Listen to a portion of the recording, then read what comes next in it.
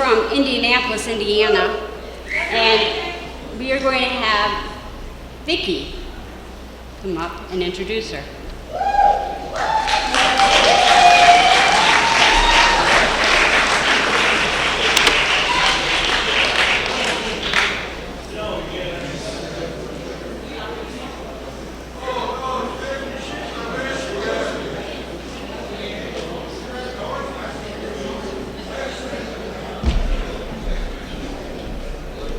Hi family, I'm Vicki, I'm an addict.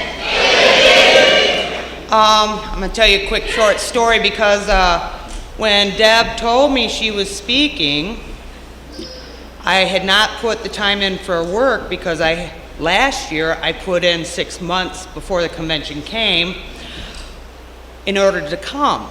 And I didn't have quite that much time to do that in order to be here this time. They don't believe that this is a disease, so they wouldn't give me medical leave. And so I had to, do a lot of, yeah, unfortunately, to be here. However grateful that I am. I've known Deb since I came in, because she was one of the first people that I met who had something that I wanted. Unfortunately, I asked her to be my sponsor and she told me no, and I'm like, oh, what? What the? That's always how we react when somebody says no. However, in the end, she did become my sponsor. Then I moved, and then I came back, and she was my sponsor again. And she's been my sponsor for quite a while now, and I am so grateful because she does have what I want. I believe that I don't want to say she pushes me. She tells me exactly like it is, whether it hurts my feelings or not, because I can get over that. Today I got to deal with those feelings. And I so appreciate that. The honesty that we have as, as a sponsee, I appreciate. So the bottom line is I'm glad she's speaking tonight because I want what she has, and I'm grateful that God has put her in my life because she's not only my sponsor, she's my friend today. Deb C.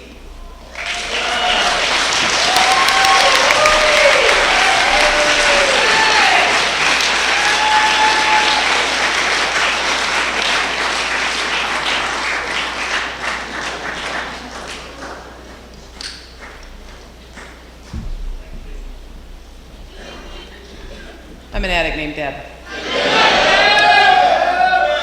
Y'all look littler out there than you did when I was out there with you. Okay, so somebody needs to tell me when I'm within 5 minutes. Although except not you, Steve. Maybe somebody else could be my timekeeper. Just wave. Not you, Steve. So I'm really excited to be here tonight, and I just want to, a lot of people I hear start with they want to have a moment of silence so that their higher power can get with whatever, but I want to have a moment of silence because I want everybody to just sit here and feel the love in this room for a couple minutes.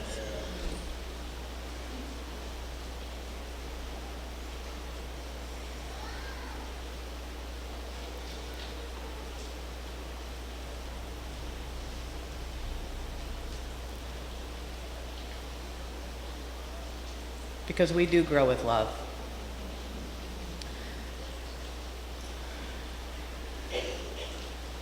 My clean date is November 10th, 1999.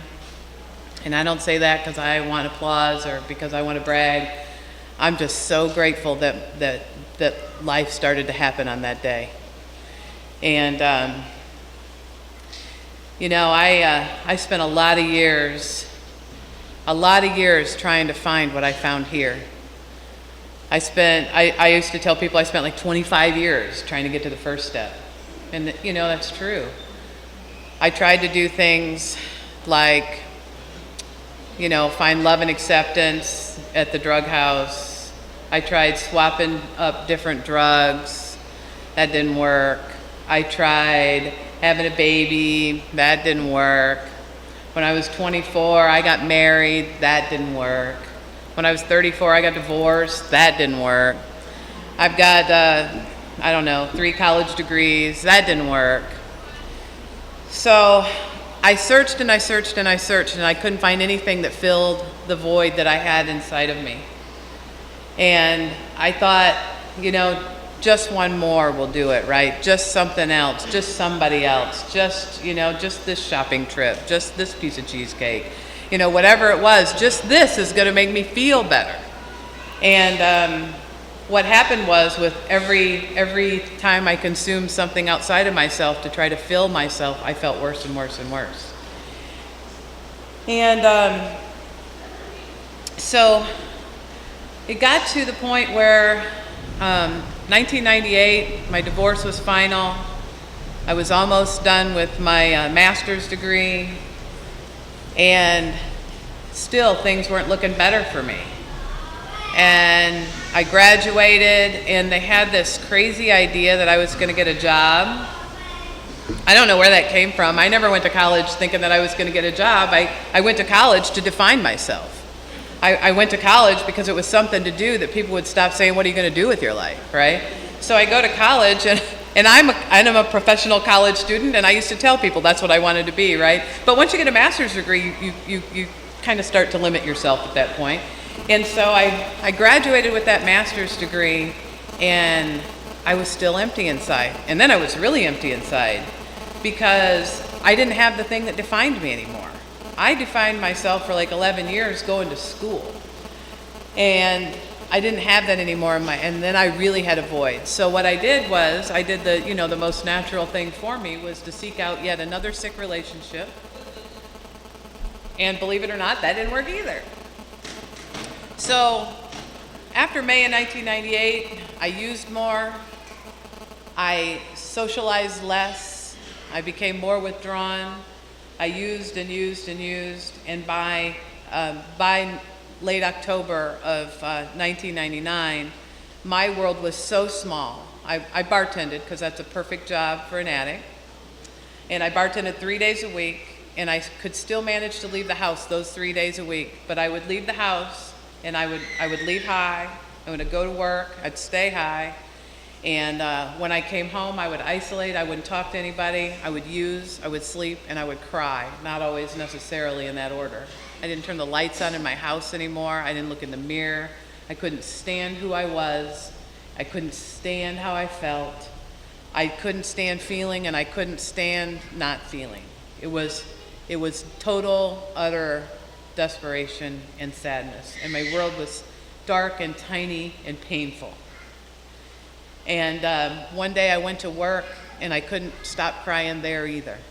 And I couldn't put the mask on and pretend that everything was okay for one more day. And my boss said, well, I think maybe you need to go home and take a hot bath. And I said, shit, I need some mental health help, because I think I'm losing my mind. I thought I was a pretty smart cookie, so I had diagnosed myself with clinical depression. And I decided that I needed to go see a shrink, and that they needed to give me a pill, because that was the thing that would fix me. So I went to this mental health facility, and this really nice guy made sure I wasn't suicidal, and he set up this appointment for me for the next week, and he sent me home. This was on a Friday. He sent me home, and I used my ass off all weekend. But that weekend, a friend of mine died. And so on Tuesday, when my intake evaluation was, I got up that day and I had to go to a funeral that morning. My friend died because he got drunk and fell down the stairs and died of a severe head injury. And I went to that funeral that day, but I got up and didn't get high. I don't know why. But I got up, I did not get high. I went to the funeral, I went to the intake evaluation, and I was honest. For the first time in I don't even know how long, I was honest. The dude asked me, how much did I use?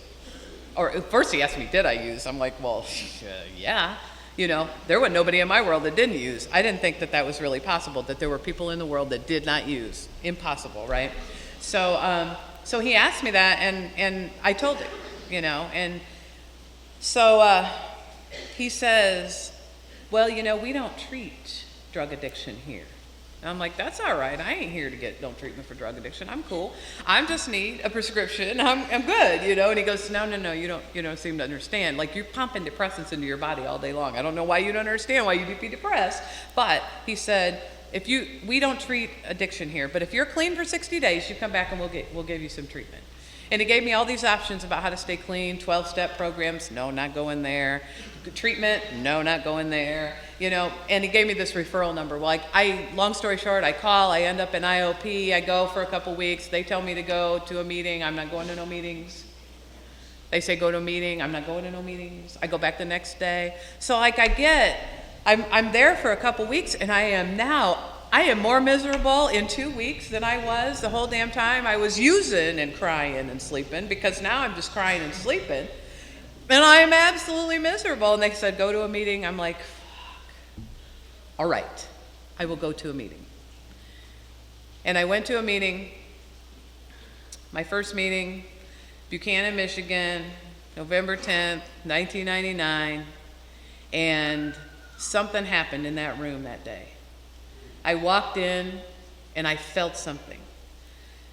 I mean, there were like 5 people there, and they all were hugging me, and I didn't tell them that it was my first meeting. Like, clearly they knew, since I said, they came up, they said they wanted a topic, and I said, oh, can we talk about this alcohol as a drug thing? Because I really wasn't convinced, I had heard that at treatment, blah, blah, blah. And they're like, yeah, well, let's talk about that, right? So, I mean, they knew. And they told me to keep coming back, and they talked about stuff that was going on in their lives, and they were dealing with it. But there was this serenity, this peace, this spirit that I felt in that room, and I thought, damn, I could really use some of that. I really want that. And, they told me to keep coming back. They told me about meetings every day. They told me all kinds of crap. But what I heard was keep coming back. And I did. I came. I didn't, we didn't have a meeting there every day, but there was a meeting somewhere every day, and I had to chase recovery. There is not a meeting in that town or anywhere close to there every day, so I had to travel for it. And I was willing to travel for it because, what, I can remember driving like 50 miles in a snowstorm to cop, right? Why would I not drive, 25 miles on a nice sunny day, or in the winter, or whenever, to get to a meeting? So I did that, and I'm so grateful for that desperation that I felt, because that desperation led me to a point of willingness. I was so willing to do anything to feel better than the way that I felt. I couldn't take it not one more minute feeling that awful, that hole inside. I couldn't stand it. So I started going to these meetings every day, and I learned a little bit early on about some relationship problems that I have. I don't know why I never got clued in about that stuff either. I just was not learning shit till I walked in the doors. But I had this woman come up to me and say, do you have a sponsor? And I said, because I'm not telling them I'm a newcomer, right? And I said, oh, I got somebody I talk to, because I do not know what a sponsor is. I don't know what she was talking about. I'm like, I got somebody I talk to. And I'm thinking about the therapist at IOP. I talked to her. And she says, oh, well, you can't have too many sponsors. I'll sponsor you. And I went, okay. So I got my first sponsor at my first meeting, right? Well, that's the way I've wandered into a lot of relationships in life. Usually they were at a bar at about 2 a.m. I got sponsored a lot of ways. But so we're plugging right along at this relationship, and we get about, 4 or 5 months into the deal, and I'm doing everything she's telling me. She's telling me read literature, I'm reading literature. She's telling me to pray. I'm not sure who I'm praying to, but okay, I'm praying. And she's telling me call her, I'm calling. She says write some steps, I'm writing some steps. I get to the 3rd step, she says slow down a little bit. And I said, slow down? Shoot, I'm gonna roll, are you serious? And come to find out she hadn't written a 4th step. And so, she wasn't really quite ready for me to write a 4th step. But she really, seriously, she really helped me through those first few months. And so I decided that I needed a sponsor that probably had a little bit of experience writing steps.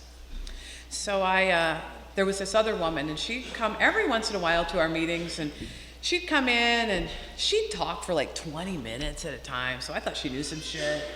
And she had like she had like 10 years clean, and I thought that meant something, you know, like I forgot to listen to some pieces of it, like clean time doesn't equal recovery. Who listens to that? She's got 10 years. Woo! So Shirley, she was my next sponsor. Yep, Shirley, she was. And we had a little relationship issue too. She had an illness and stopped coming to meetings very often, and she was an Indian lady, and she didn't like white people, and so we had a little problem. She didn't really like me, and she made it clear to me quite often that she didn't really like me. So I thought, this doesn't really feel very healthy, and but she had worked some steps, and so I got through the 5th step with her. And I was super excited about the 5th step, and you know, it was kind of anticlimactic. I got done with 4, and I'm like, okay, I'm ready to share it, let's do it, blah, blah, blah, and we shared it, and then we had this ritual burning of it, which I wish I had, you know, like when I got to my, 6th step, but anyway, but I was always really paranoid about people reading my shit, right? I didn't want anybody to read my stuff. I was hiding it. I lived alone. I was hiding it everywhere. Sometimes I couldn't remember where I hid it. And so she knew that I was paranoid. So she's like, "We'll just burn this thing, so you can stop this craziness, right?" So anyway, I get to like 18 months, and I'm not feeling it with her anymore either. And so I decide that perhaps my criteria is wrong. So I need to spread out the area that I look for this sponsor in. And so I start traveling around, and I start checking people out, and I have set these new criteria. I forgot this other thing, like we have this literature that guides us in every area of recovery, and we have this cute little pamphlet, it's pretty orange, says IP number 9 or something, sponsorship. I didn't read it. So, just so you know. And so I'm going to find a sponsor that's incredibly spiritual, has more clean time than me. I get 18 months, that shouldn't be that hard. That will not make me start over at step 1. I'm working on a graduation here. I don't have time to go back to step 1. So I'm a professional graduator, so I think if I get to the 12 steps, right, I can graduate. So I find this woman, and oh yeah, she's not gonna, yeah, you can start right where you're at. Well, in the meantime, while I'm looking, I must tell you this. I had a friend in another fellowship, and I kept writing steps, and I went over 6 and 7 with her. I had 3 character defects. That shit was awesome. I had 3 character defects. She's like in all agreement with me, and so I'm on step 8 now, and I find this woman, and so I'm like, well, how about if we just go over the 7th step, and then I'll start writing 8. So I'm telling her how we're gonna do this relationship. She's like, okay. And so we sit down, and I bring out my sponsorship book, because that had just been published right before I got clean. I'm glad I missed that controversy. Anyway, so I have this sponsorship book, and she goes, what's that? And I said, oh yeah, this is that new sponsorship work. I mean, not sponsorship book. This new the workbook, the step working guide. And she says, oh, let me see that. I've never seen one of those. And I said, really? And she goes, yeah. I said, well, how'd you work your steps? She goes, well, I've never really worked steps. She had 20 years clean. I'm like, oh. So we go through step 7. And I just really wasn't feeling like connected with this woman. And I'm like, wow. I said, so you haven't worked steps? She goes, no, I'm all right without doing that. I'm like, but she was spiritual like crazy. I mean, she was like connected with God in more ways than you could imagine. But I thought, well, she says, maybe I'm not the right one for you. And I said, well, maybe not. So I was talking about it at a meeting. Somebody suggested I read that silly little IP, so I did. And it said that maybe I should find somebody that has what I want, has more experience than me, that has access to, guide me through the 12 steps, I don't know. So I this other woman that I knew, she, I kind of stalked her. Like I made sure I got invited to her house, and I asked her questions, like step questions, and sponsorship questions, and I'm like checking out her relationship with her husband and her children, and I'm just watching her, right? And finally I said to her, I said, you know what? I think you'd be a great sponsor. It's too bad you're too busy. She goes, I'll tell you if I'm too busy. Are you asking me to be your sponsor? I'm like, shit, that's the one for me. That's right. She sponsored me for the next 8 years. Yeah. And it was an awesome relationship. And I just recently got a new sponsor in Indianapolis. This sponsor was in Michigan. And I wanted to ditch her ass, like at step 4, because I don't really like to let people all the way in. And I'm getting caught up in this fear, and I'm not really recognizing what it is. And so we get to like step 4, and I'm in the middle of it, and I'm thinking, I'm making stuff up in my head about her. And, I don't think I can trust her. I cannot be telling her this stuff. She'll be spreading it all over southwestern lower Michigan. Everybody gonna know my shit. Like everybody know my shit anyway, right? But so I make up all this stuff, and then I kind of step back from her. I'm stepping back from her, and I got a friend that was, I was living in Bloomington, Indiana at the time, and I got this friend, and she says, you know what, you got commitment issues, and you need to sit your ass down, and you need to finish that step, and you need to stay with this sponsor until you work all 12 of those steps. You want to change sponsors after that? You go right ahead. And I'm like, dang, it was harsh, but it was true. People that love me tell me the truth, whether it hurts or not. And she did, and she loved me, and I stayed with that sponsor, and I worked through all 12 steps, and I'm grateful that I did. And you know what, that sponsorship relationship was the basis of where I learned how to have good, healthy relationships. And right after I had that conversation with that girl, that sponsor said to me, I feel a little disconnected from you. What's going on? And we were able to talk about it and talk through it. And, some of the things that I felt were based in some reality, but I needed to share that with her so that we could work through it. It doesn't mean that just because it was based in some reality didn't mean that it couldn't change. And it didn't mean that I didn't blow it out of proportion, So I love sponsorship. It is an awesome, awesome thing. I have been blessed with these great sponsors, but also so many girls that I've sponsored, and all of that is a blessing as well. So when it says a sponsorship is a two-way street, I'm telling you what, I get to work steps all the time that I haven't worked recently or haven't been over recently, and it just keeps me so connected. And I love the relationship part of this. It's all about, I really do grow with love. We grow with love. This is all nurtured by this loving spirit. And I was thinking about something earlier, talking about love. People kept saying, oh yeah, I heard there was a husband and wife speaker this weekend. And so I got to tell you the honest truth about this relationship. Mike and I were married. He's the one I married when I was 24. He's the one I divorced when I was 34. And so that was 1998. We got divorced. November 10th, 1999, I got clean. March 8th, 2000, he got clean. And we stayed friends, and we stayed in each other's lives, and we stayed connected. And people would say to me through the years, why don't you and Mike get back together? I'm like, oh, hell no. Are you crazy? That ship has gone. It's sailed. It's gone. It ain't going to happen.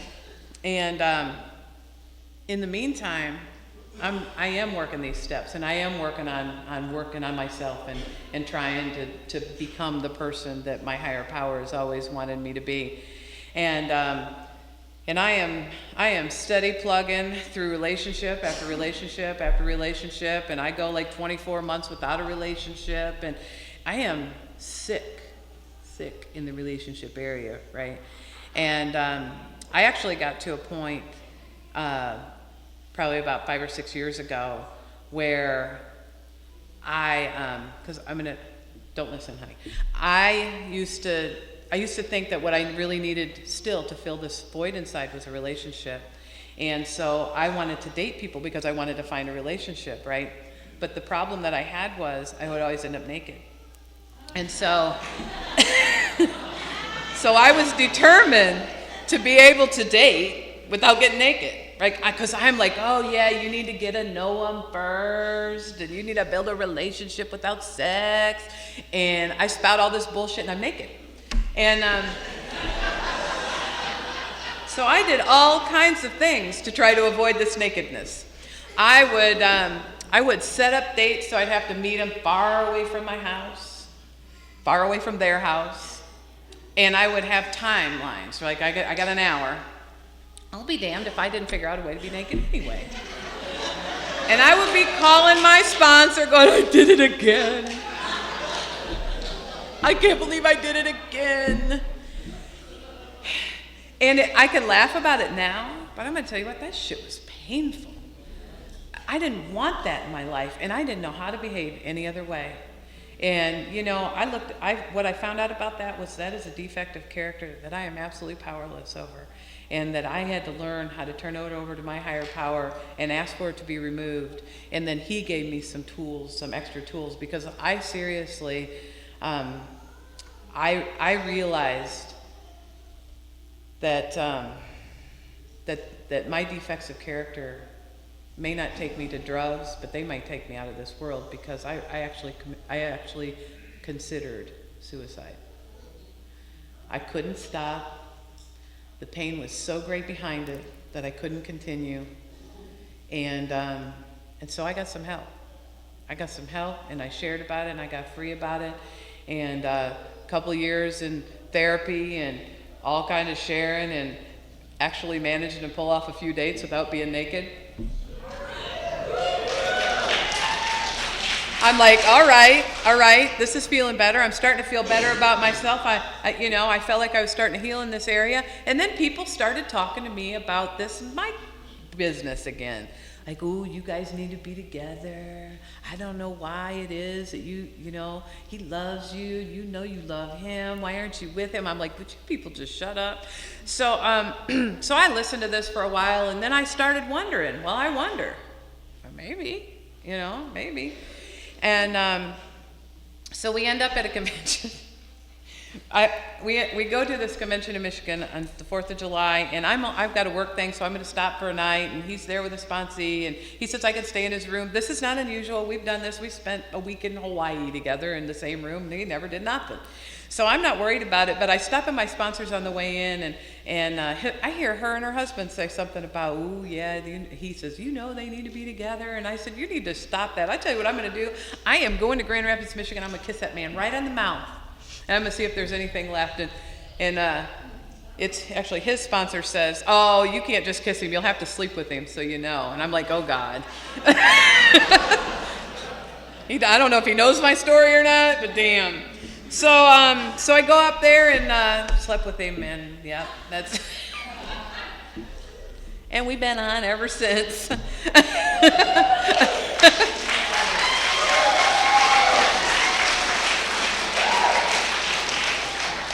But you know what I realize about that is that there would have been no way that we could have been in, and I think we have a really healthy relationship today. We talk about stuff, we fight about stuff. We didn't fight when we were married very much. We might throw things and holler and yell like twice a year or something, and then ignore it. We wouldn't actually like talk about it or work it out or any of that shit. And we would not. We were not doing that. And people thought, oh, you have such a great relationship. You hardly ever fight. No. Yep, we sure don't. We do not deal with any of that stuff. Today we deal with stuff, and we go through stuff together, and sometimes things are hard, and sometimes they're easy, and it's always nice to know that I got somebody on my side. And we are not legally married. So that's the deal about the husband and wife tag team. This is the truth about this. We're not married legally in any state or country, but we're married in spirit. You know, and I don't need that piece of paper to know that I am committed to that man. And I'm really excited about that, because I didn't know that after I went through all this dating stuff and this painful relationship stuff, I didn't know if any of that was possible for me. You know, I had lost faith that it was going to be able to happen. And for it to be able to happen with somebody that I already had this wonderful past with, wonderful and jaded past with, you know, it's awesome, because we came together now as different people, you know, similar yet different. And so I'm pretty excited about it. I'm very, very excited about it. And his friend Steve is really a naughty boy, and he can't behave himself tonight, so I'm trying not to be distracted by them. Right, big. So we do grow with love. And I want to share, I'm getting ready to graduate again. Because I'm a professional graduate, and I haven't quite graduated enough. But I'll tell you what else I did. I had that master's degree when I came in. I was a bartender, and I got a series of other really good jobs. And they were really kind of cool jobs, and they were all right, but they were like kind of corporate America jobs, and I don't really fit in corporate America. I'm grateful that people do, because people need to do that kind of shit, but it's not me. It is for sure not me. So the last job I had, I was in like upper management, and I had a fancy office and a fancy title, and I was knocking down some pretty nice money. And the problem was that I finally had a job that made my mama proud, and I only worked in the 3rd floor, so I couldn't jump out the window and kill myself because I wanted to every day. And part of that was because when I got to that job, the boss was not really living by any clear set of spiritual principles, and she forged my name on some documents and lied to our regulators, and I turned her in and got her fired. And so it was a bizarre way that the company handled it, and it was awfully uncomfortable after that. And I'm not sorry that I did it. I'm not sorry, because I do have a set of spiritual principles, and I'm not living a lie here, and I'm not living a lie there, and I'm not living a lie at home or when nobody's watching me or any other time. I'm not doing it.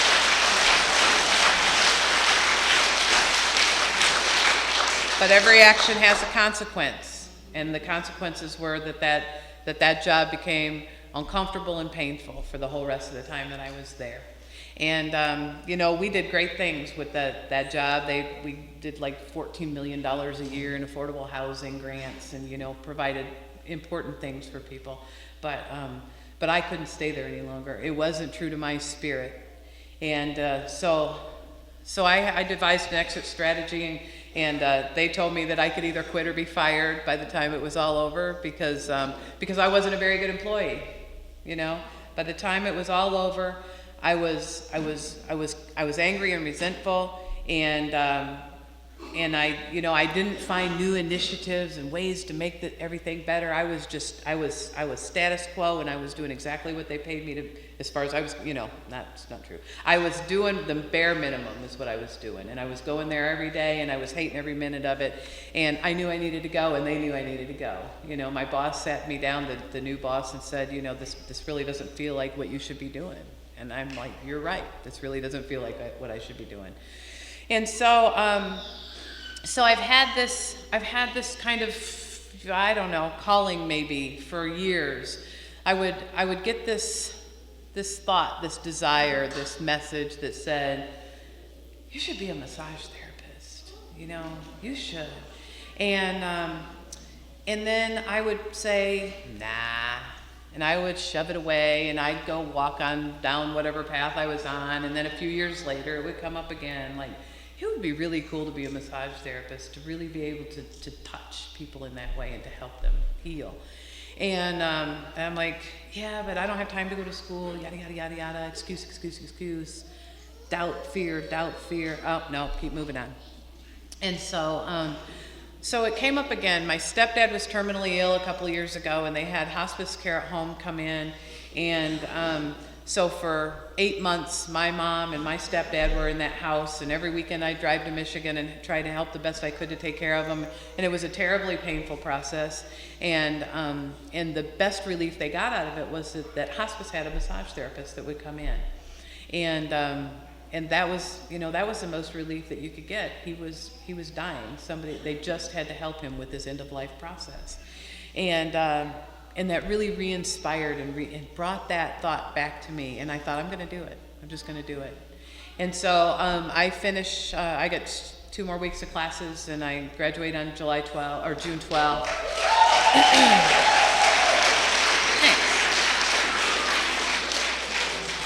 And I realize now that God has gifted me with healing hands. And now I can use the gift that God has given me. And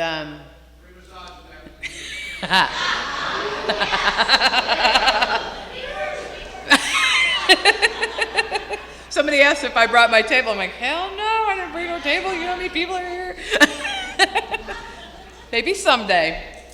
I rented office space last week, so y'all can come in Indianapolis starting about, I don't know, July 1st. So how long it should take me to take my state certification and get certified. I'm excited about it. I am truly excited. You know what I've learned through the whole process of this work business is that I'm a servant. I'm not a boss or a manager. I'm not Miss Corporate America. I don't care about knocking down the big bucks. It's nice to make a living, but that's not what it's about for me. I'm a servant. I need to really connect with people on a deeper level than that. I need to be able to help people. I want to help people's lives be better. And I've gotten so much of that here in Narcotics Anonymous. I have learned from my predecessors. I have learned from newcomers. I have learned how people give and love and care and help travel this path, and how much healing spirit is here. This is where this has been nurtured. This is where it's all happened for me. I can't tell you how excited I am about Narcotics Anonymous and the life that it's given me. If you think about it, I was thinking about this, 11 years and some change ago. I was in a dark house that probably should have been condemned. Listen to loud, angry white people music and really loud, angry white people music, and crying and being so miserable I couldn't even turn on a light in my house. And I have changed and gone through transformations through this process, that I never would have believed possible. I came here to be clean for 60 days so that I could get that help from that psychiatric place, and I've never needed them. I've needed some help in some other areas, but I didn't need them after that 60 days because I started to heal. I started to heal, and I stopped pumping drugs into my system, and I started to come alive, and you all walked me through the process, and you said you would love me until I loved myself, and you did. You loved me, and you loved me, and you loved me, and today I love me, and I love you for it. I can't think of anything better. I can't think of a thing that would be better than this. I tried to talk myself out of this program a few years ago. I decided that y'all were sick, and you kept talking about sick shit, and I was tired of listening to sick shit and blah blah blah blah blah, and my disease said you don't need this, and I got the little recovery guy sitting over here, and the little addict guy sitting over here, and he's going, you don't need these motherfuckers. And I got the little recovery guy going, yeah, come to a meeting, you got a service commitment, you got sponsees. I got the little addict guy going, they'll leave, don't worry. They'll all go back out. Your service commitment will be over, you can go. And the other little addict, they keep going on. And I started to listen a little bit closer over here, and I thought, well, maybe I'll just stop going to meetings. I surely won't use. I'll just stop going to meetings. Great idea, right? Thank God for service for so many reasons, but thank God for service because it kept my ass attached to Narcotics Anonymous until this little bastard's voice got quieter than this little bastard's voice, right? Thank God. Thank God. Why would I leave the place that's given me life? Why would I leave the place that's helped me be a better human being, that's walked me through a path of self-improvement? Why would I leave? Stupid. I don't have any good reason. And I thought, well, if you could find just one really good reason to leave, you can go right ahead and leave. And I haven't been able to find one, so I'm just going to keep coming. What the hell? I want to talk a little bit about service because I don't think we talk enough about service. I am a service junkie. When I was about 3 months clean, somebody said, come on, we're going to an H&I meeting at this treatment facility. And I haven't left H&I since. I love that shit. Oh yeah. I love that shit. Hospitals and institutions, we take meetings into places where people cannot get out to regularly scheduled meetings. Sometimes it's the place that people hear the first message, that there is hope, that you don't have to die from this disease, that there's a way out. Who better to help people out than us, right? And so, but I'm going to tell you what, this service structure is huge in Narcotics Anonymous. If H&I ain't the place for you, find a place that is for you. Because I'm going to tell you what, we don't ask nobody outside of here to take care of us. We're taking care of ourselves. We try to get people to take care of us all kinds of ways. You know what? We're self-supporting, and we need to support our service structures as well. There's area service committee needs to go on. We need to have conventions. We need helplines. We need people to be able to find our meetings. When they call those 800 numbers, there are people behind there. We need them. We absolutely need them. We may not like rules and regulations, but we still need some damn policy and administration, right? We got to have something. We got to have some structure. I know, Bruce, it hurts. But we got to have it. So I really want to encourage you, if you haven't done any service, I mean, shit, if you're new, just show up to the meeting a little bit early and help set it up. That's the most important service. Make sure that meeting happens. Because you know what? If that door of Buchanan, Michigan wouldn't have been open that day that I arrived, I don't know if I'd have tried to come back. I don't know. I don't get any do-overs, so I don't know. But I love this fellowship. I love to serve this fellowship. I'm so excited to be here this weekend. There's a lot of people here that I know, and there's a lot of people here I don't know. And I just have felt like I have felt the love and the spirit of this place and you people since I walked through. And it's always reinvigorating to be here to me, you know, and I know people's spirits get nourished and fed here. And so I am so grateful to the committee for asking me to be a part of this. It's an honor. And I heard somebody share earlier at a workshop that, you know, when Narcotics Anonymous asked her to do something, she don't turn it down, and I don't either. Because you know what? You have never turned me down. When I needed you, you've always been there. Always. When I didn't think I needed you, you were there anyway. Thank you. Thank you. So we do grow with love. Life does change. Welcome to all you new people. Please keep coming. Please keep coming. You never have to use again. Just for today. Just for today. You know, this life is better than any life I ever could imagine for myself because I didn't think I deserved anything better for myself. And now I know that I do. And I'm so grateful that I'm here and on this path. And I don't know how much time I've used, but I feel like my message is done. So thanks for giving me the time.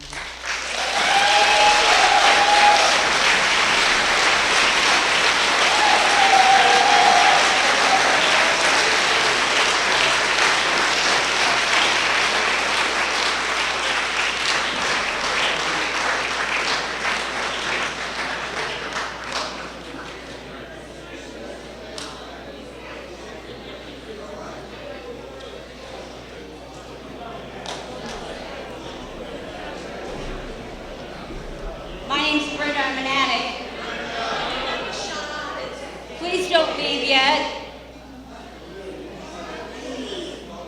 But I do too. I'd like to close the meeting with a group hug, a big group circle. Then you can leave. Thank you, Deb.